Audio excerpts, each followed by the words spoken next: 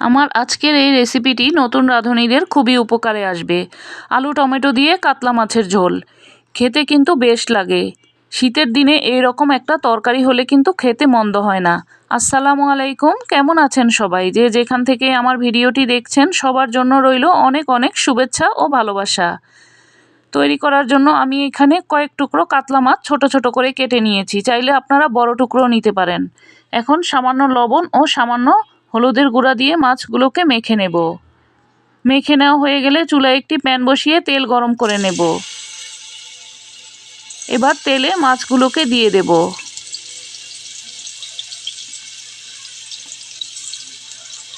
মাছগুলোকে আমি একটু হালকা করেই ভেজে নেব, খুব বেশি কড়া করে ভাজবো না। একটা পাশ হয়ে গেলে অপর পাশ উল্টে দেব। মাছ ভাজতে কিন্তু সবাই পারে, তারপরেও আমি করে দেখাচ্ছি।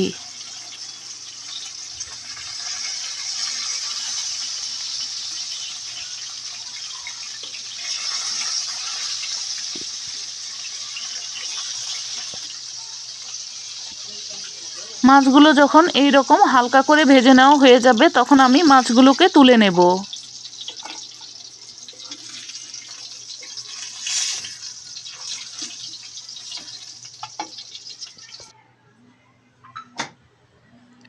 মাছগুলো ভেজে নেওয়া হয়ে গেলে আমি এখানে 3টি আলুকে এই রকম করে কেটে নিয়েছি।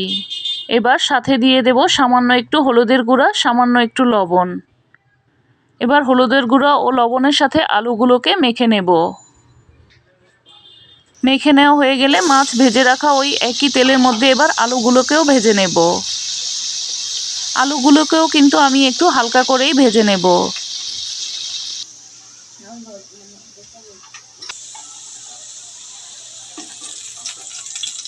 আলুগুলোর কালারটা যখন এইরকম হয়ে আসবে তখন আমি আলুগুলোকে তুলে নেব।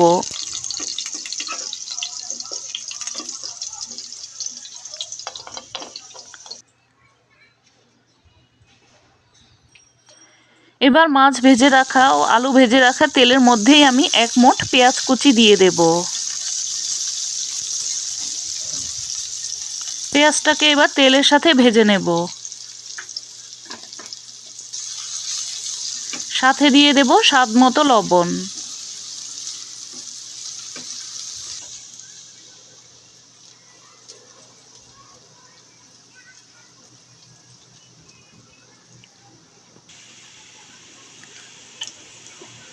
পেঁয়াজটা ভেজে নেওয়া হয়ে গেলে দিয়ে দেব 1 চা চামচ হলুদের গুঁড়া, 1 চা চামচ জিরার গুঁড়া, 1 চা চামচ লাল মরিচের গুঁড়া। দিয়ে দেব সামান্য একটু পানি মশলাটা কষানোর জন্য। এখন মশলাটাকে ভালোভাবে কষিয়ে নেব। মশলাটা কষাতে কষাতে যখন মশলার গা থেকে এরকম তেলটা ছেড়ে আসবে তখন আমি 2টি টমেটোকে এইভাবে কেটে দিয়ে দিয়েছি। টমেটোটাকে এবার মশলার সাথে একটু কষিয়ে নেব।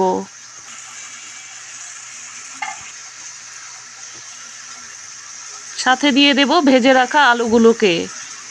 আলু ও টমেটোটাকে একটু মশলার সাথে এখন নাড়াচাড়া দিয়ে ভালোভাবে মিশিয়ে নেব।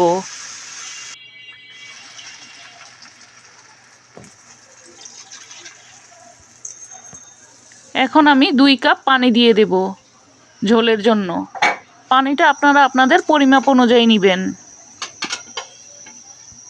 এবার ভেজে রাখা মাছের টুকরোগুলোকেও দিয়ে দেব।